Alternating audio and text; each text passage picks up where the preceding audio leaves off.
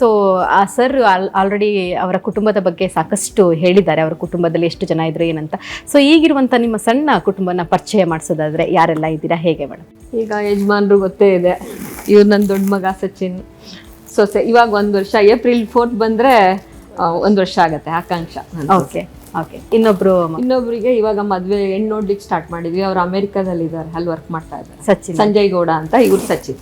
Okay okay. Madam ಸಚಿನ್ನ ಪರಿಚಯ ಮಾಡಿಸಿದ್ರು.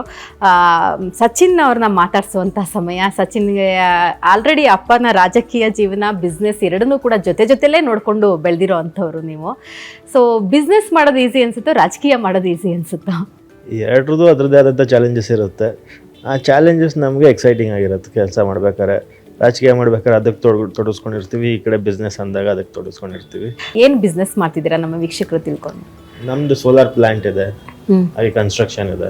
ಓಕೆ. ಸೊ ಇದರಲ್ಲೆಲ್ಲ ತೊಡಗಿಸ್ಕೊತೀವಿ. ಸೊ ಎಲೆಕ್ಷನ್ ಬಂದಾಗ ನೀವು ಹೆಲ್ಪ್ ಮಾಡ್ತಿರ್ತೀರಾ ಅಪ್ಪಾಜಿಗೆ? ಊರಲ್ಲೆಲ್ಲ ಓಡಾಡ್ತಿರ್ತೀರಾ, ಜನರ ಜೊತೆನಲ್ಲಿ ನಿಮ್ಮದು ಕೂಡ ಅನುಬಂಧ ಬೆಳೀತಾ ಇದೆಯಾ? ರೆಗ್ಯುಲರ್ ಆಗಿ ಅಂದರೆ ನಾನು ಆಲ್ಮೋಸ್ಟ್ 2018 ಎಲೆಕ್ಷನ್ ಟೈಮಲ್ಲಿ ವರ್ಕ್ ಮಾಡ್ತಿದ್ದೆ. ಪ್ರೀವಿಯಸ್ ಎಲೆಕ್ಷನ್ಸ್ ತುಂಬ ಇನ್ವಾಲ್ವ್ ಆಗಿದೆ. 1-2 years ಇಂದ ಜಾಸ್ತಿ ಅಲ್ಲೇ ಇದೆ. ಈಗಲೂ ರೆಗ್ಯುಲರ್ ಆಗಿ ಇರ್ತೀನಿ. 5 ವರ್ಷನೂ ಇರ್ತಾನೆ ರಾಜಕೀಯದಲ್ಲಿ. ಅದೇನು ಎಲೆಕ್ಷನ್ ಟೈಮ್ ಮಾತ್ರ, ಫಂಕ್ಷನ್ಸ್ ಅಟೆಂಡ್ ಮಾಡಬೇಕಲ್ಲ. ಸೊ ನಿಮ್ಮ ರಾಜಕೀಯ ಜೀವನಕ್ಕೂ ಹೆಲ್ಪ್ ಮಾಡ್ತಿರ್ತಾರೆ? ನಾನು ಕಾನ್ಸ್ಟೆನ್ಸಿಗೆ, ಮದುವೆಗಳಿಗೆ, ಯಾವ್ದಾರ ಫಂಕ್ಷನ್ಗೆ, ದೇವಸ್ಥಾನ ಹೋಗ್ಲಿಕ್ಕಾಗದೇ ಇದ್ದಾಗ ಸಚಿನ್ ಹೋಯ್ತಾನೆ ಅಥವಾ ಧನಲಕ್ಷ್ಮಿ ಹೋಯ್ತಾರೆ. ಇಬ್ಬರೊಳಗೊಬ್ರು ಹೋಗ್ಲೇಬೇಕಲ್ಲ. ನಾನು ಹೋಗದೇ ಇದ್ದ ಕಡೆ ಅವ್ರು ಹೋಗ್ಲೇಬೇಕು. ಸೊ ಅಪ್ಪಾಜಿ ಅವರು ಪೇರೆಂಟ್ಸ್ ಮೀಟಿಂಗ್ ಅಂತೂ ಬಂದೇ ಇಲ್ಲ ಅಂತ ಅಮ್ಮ ಹೇಳ್ತಾ ಇದ್ರು. ಸೊ ಅಪ್ಪ ಸ್ಟ್ರಿಕ್ಟಾ, ಅಮ್ಮ ಸ್ಟ್ರಿಕ್ಟಾ ನಿಮ್ಮ ಲೈಫಲ್ಲಿ? ಅಮ್ಮ ಸ್ಟ್ರಿಕ್ಟ್, ಅಪ್ಪ ಯಾವತ್ತೂ ಸ್ಟ್ರಿಕ್ಟ್ ಆಗಿರಲಿಲ್ಲ. ಓಕೆ.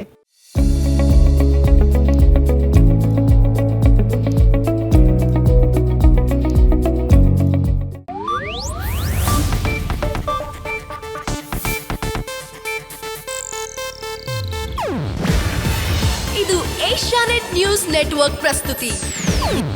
ನೀವು ನೋಡ್ತಿದ್ದೀರಾ ಏಷ್ಯಾನೆಟ್ ಸುವರ್ಣ ನ್ಯೂಸ್.